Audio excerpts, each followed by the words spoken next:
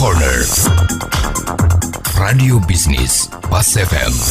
Halo mitra bisnis, kembali saya Nina Amelia bersama Anda untuk Tax Corner menjawab pertanyaan Anda yang sudah dikirim ke redaksi Pas FM. Pertanyaan kali ini datang dari Ibu Angel di Jakarta. Pak Agus, perusahaan kami telah dilakukan pemeriksaan pajak All Taxes tahun pajak 2021 dan sudah diterbitkan pemberitahuan hasil pemeriksaan. Salah satu koreksi dari pemeriksa adalah PPN pemanfaatan JKP dari luar pabean. Di tahun 2021, perusahaan kami ada melakukan pembayaran jasa training dari luar negeri. Yang mau saya tanyakan, apakah kami juga harus membayar PPN? Dan apakah kalau pembayaran PPN JKP dari luar pabean ini bisa diakui sebagai kredit pajak di SPT PPN? Ibu Angel di Jakarta, pertanyaan Anda akan dijawab oleh Bapak Agus Susanto Lihin, tax partner dari ATS Consulting.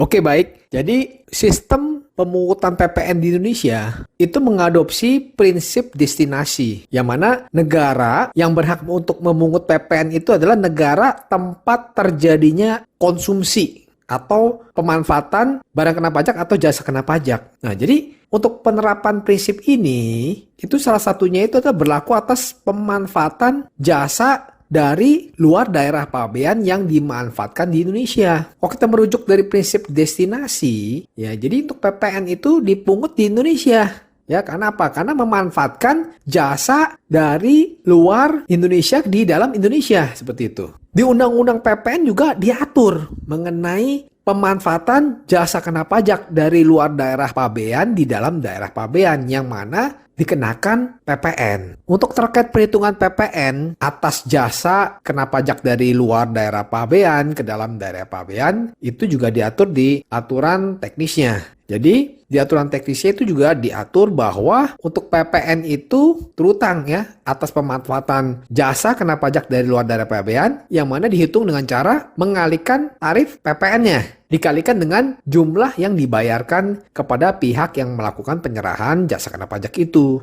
Nah, jadi untuk PPN terutang itu yang mungut siapa? Yang mungut adalah pihak perusahaan yang memanfaatkan jasa kena pajak itu. Dalam hal ini perusahaan Ibu Angel. Nah, jadi perusahaan Bu Angel itu mesti menyetorkan PPN, ya, menyetorkan PPN jasa kena pajak dari luar daerah pabean. Paling lambat kapan? Paling lambat itu tanggal 15 bulan berikutnya. Ya, misalkan kalau terjadi transaksinya di bulan September, maka paling lambat tanggal 15 bulan Oktober itu harus disetor PPN-nya, seperti itu. Nah, untuk penyetoran PPN-nya itu, jadi nanti diketik, diisi ya, pada saat pengisian e-billing ya, pada saat pengisian e-billing PPN-nya itu nanti diisi nama WP-nya, nama wajib pajak, alamat wajib pajak ya, yang mana pihak dari vendor tersebut ya, pihak yang melakukan penyerahan jasa training itu ya, pihak dari luar negeri itu. Nah, jadi nanti kalau misalkan namanya, alamatnya, dan juga nama wajib penyetornya ya. Jadi nama perusahaan Bu Angel itu juga diisi.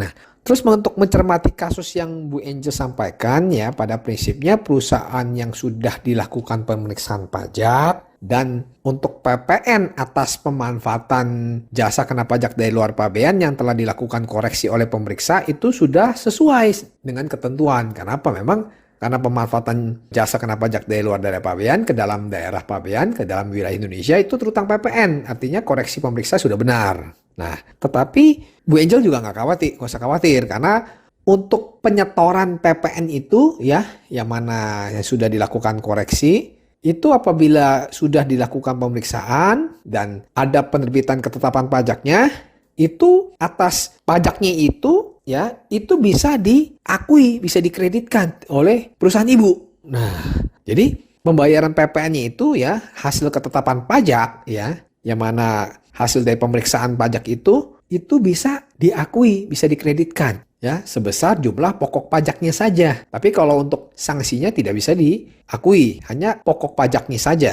Nah, dan juga salah satu syaratnya adalah pihak yang diperiksa ya, PKP perusahaan Bu Angel dalam hal ini, itu menyetujui ya hasil pemeriksaannya. Ya, jadi tidak ada upaya hukum, ya, tidak ada melakukan keberatan atas SKP tersebut. Nah, jadi untuk pelunasan PPN yang mana yang harus dibayar oleh perusahaan ibu Ya, tadi kan sudah dengan menggunakan SSP, ya, membuat ID billing. Nah, jadi nanti ketetapan pajaknya nanti dilampiri ya dengan ID billingnya itu, ya itu nanti diakui sebagai faktur pajak ya. Jadi kedudukannya dipersamakan sebagai faktur pajak. Jadi bisa dikreditkan seperti itu, ya, diakui sebagai pajak masukan. Nah, untuk pengkreditan pajak masukannya itu dilakukan dengan melaporkan ke dalam SPT PPN, ya. Jadi pajak yang sudah disetorkan, ya, akibat dari hasil pemeriksaan karena adanya koreksi dari pemanfaatan jasa kena pajak dari luar daerah pabean ke dalam daerah pabean itu bisa diakui sebagai kredit pajak, ya, seperti itu. Nah, untuk pengkreditannya sama. Ya, Bu Angel, jadi dilakukan pengkreditannya itu paling lama 3 bulan, ya. 3 bulan setelah pelunasan ketetapan pajak. Jadi, saya simpulkan, untuk koreksi PPN atas pemanfaatan jasa kena pajak dari luar daerah pabean yang mana ditagih berdasarkan hasil pemeriksaan pajak, ya, yang mana telah ditetapkan surat ketetapan pajaknya. Jadi, untuk atas pokok pajaknya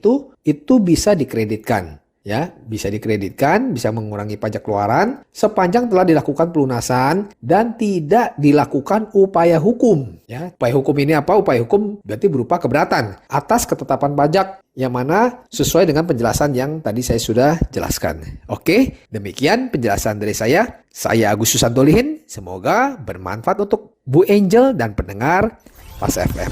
Demikian Agus Susanto Lihin, Tax Partner ATS Consulting dalam Tax Corner Radio Bisnis Pas FM. Jika Anda memiliki pertanyaan seputar pajak, email ke redaksi@pasfm.com.